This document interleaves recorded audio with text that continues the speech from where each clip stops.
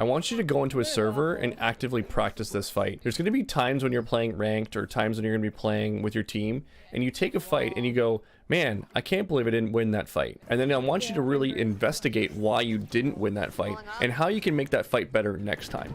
Yeah, here comes the fight. We can fight next together.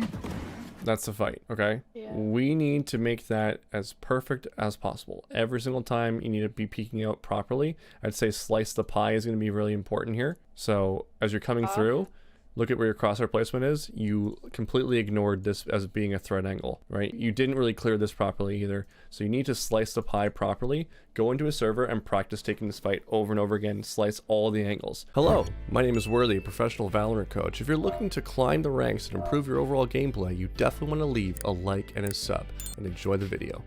Alright, so this round is about crosshair placement to the most likely threats, how I want you to be picking and choosing your fights, and sometimes when you're the first one in, you're going to probably be the one that dies. It's just, you have to accept that. So what you need to do is threat assess where you think your crosshair placement's best likely suited for a fight where you might not get traded, right? Your second person in should be the person that you rely on to avenge your death. So you want to be looking in a spot that you think that might not happen as efficiently. So for example, a person peeking you right here could kill you and then run away. A person who's sitting right here could kill you but then be traded by your teammate, okay? So your crosshair placement should be naturally here. Person right here, probably the same thing, you'll probably get traded right away. So your crosshair placement should be in the spot that's most likely a threat that you need to worry about. That being said, if you isolate your fights properly with your cloudbursts, with your Viper walls, then you won't have to deal with that as much. It's a little bit easier as an entry fragger to be able to isolate one single danger fight at a time. Yeah, I'm waiting for... Yeah, so here's where you need to look at the most likely threat when you're exiting these smokes. Is this giant pillar in the middle of the map a threat? No. No. So what I want you to do is when you go into a smoke, if you're ever forced to run through a smoke, plan out where your crosshair place is going to be and then point towards it and clear properly. So in this case, because your jet's going to go in, I would say your most likely threat based on your knife there is going to be this corner on the left hand side. Okay, so let's watch it. You go in, and then here is where you would be placing your crosshair on the left hand side and then strafing straight out into this angle looking at it and getting ready for a fight. Okay, that will give you the most likelihood of success. And that's exactly where you get shot from. Okay. Oh, right here. Oh, 62. Oh, shit. See, Viper Sova was not on Nest. I don't know where that comm came from. Sorry. Oh, stairs, Anna? One's mid. Dead. One's mid. That's mid. I remember this round. Yep. Okay. Yeah, okay, so she's gonna ult. So as soon as she ults, it's gonna start expanding. You need to spam this ult right away. You said 62. Because it's gonna, yeah, so just take your gun out and just spam. It's probably on the bomb, right? So you miss an opportunity here to kill her while she's in a smaller ult. You know what I mean? Okay. You had a moment there where you could have just jumped on it. Poking. Spike retrieved. This is good. I like this. Run it out. Perfect. Always face the threat. There you go. Good. Always face the threat. Super important. 30 seconds left. Yeah. Look towards your right. Awesome. Oh, there you go. You had the right idea here, but I don't think you were fully committed to this fight, were you? No. Yeah, this is a really real threat of a fight. So the problem here is that you are looking there, but you're doing it more of an autopilot because the way that you peek it was not with intention. The reason why I know that is because you're holding your W and your A key. You're holding a diagonal. You see how you're doing a diagonal here? Yeah. That movement pattern is really hard to stop and like slow down for. So when you're running in a diagonal, it's going to be a little bit more difficult to cross their place and take a fight. But if you were, and to stop as well. So it's going to take you an extra second to just stop and stand still. So anytime you have an intention of potentially taking a fight that could be a threat, it's one direction key. You're only holding your A key. You have 2 on A. That means Jet is going to come through mid with her knives, most likely. Together? And Viper will come through CT. Oh, that's nice. No Jet knives.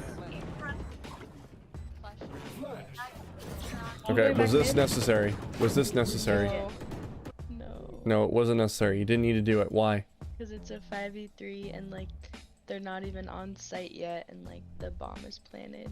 Yeah. Now, if you really wanted to do this, what could you have done differently? Probably ask my chamber to swing with me. Yep.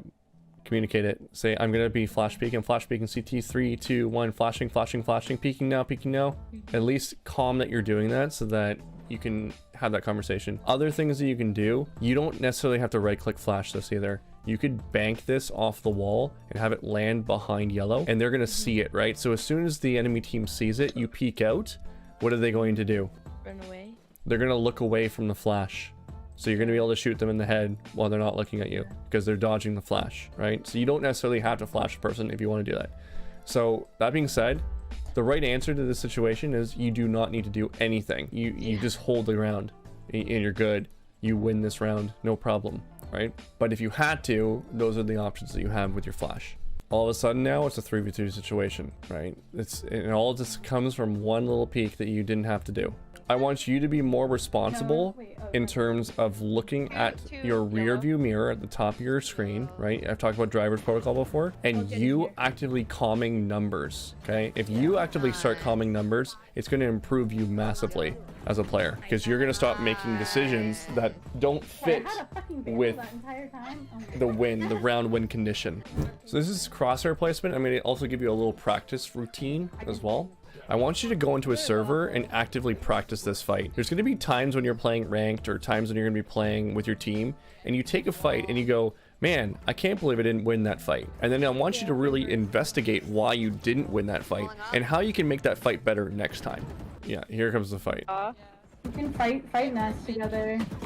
That's the fight, okay? Yeah. We need to make that as perfect as possible. Every single time you need to be peeking out properly. I'd say slice the pie is going to be really important here. So as you're coming through, look at where your crosshair placement is. You completely ignored this as being a threat angle, right? You didn't really clear this properly either. So you need to slice the pie properly, go into a server and practice taking this fight over and over again, slice all the angles. The goal of this peeking drill really is to make sure that you're fully standing still when you're taking your shots. Like if you look at your shooting area right now, all these shots that you took were moving, right? So you weren't ready to take a fight. You really need to master, yeah, you need to master this peak and other peaks along with it too. One of the things that I do is when I'm on the range, I'll set up a sage wall straight ahead, just like this, and I will peek in and out from that sage wall while the bots are set on to practice. That way I'm like peeking out and individually taking fights on them, right? And just like using my environment to my advantage. They're pushing A. They're on A.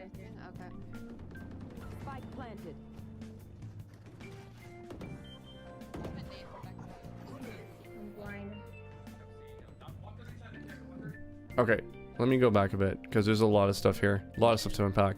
First of all, KO flash to the left. High chance there's a threat over here. What's the situation right now if we look at the numbers? 5v3. 5v3. If you were them, what is the best case scenario to be able to generate a win out of the situation? What would you do if you were them? Being aggressive. Yeah, be aggressive, taking fights, 100%. The other thing that they should do is Viper ults, which I don't think they end up doing, which is on them. Flash comes out, they're looking for fights. So we already have our first tell that there's a threat to our left here. Okay. We also just saw shots. If we watch it again, let me go back. Yeah, there's a ton of disregarding information here. So let's watch this again really quick. So flash is out from there. There's shots onto your drone. I see that now. Okay, and then you're exposing yourself to two threat angles now because cave is a very real threat. And now the left side is very real threat. I think that might be him right there. Yeah, I think so. Okay. So yeah, and that's what happens there, essentially. So you've chosen to expose yourself to two angles. Now, the fix behind this, obviously the first one is to make sure that you've got that information taking in, which I think I just identified right away for you. This is kind of like there's a gorilla on your screen and you've ignored it. A few things, right? This is going to be experience of you playing more and just picking up information like this. But now you know of two things to be looking at and understanding. The other piece is that, let's say you did know how to do this, or did see this, you would be isolating yourself a little bit better. You'd be moving differently to be able to work with that. Right. I would say in the situation, it's not wrong to stick with your teammates and just be you know, peeking with them at that point. But you would be isolating for this fight better, taking in the information. Strawberry Station.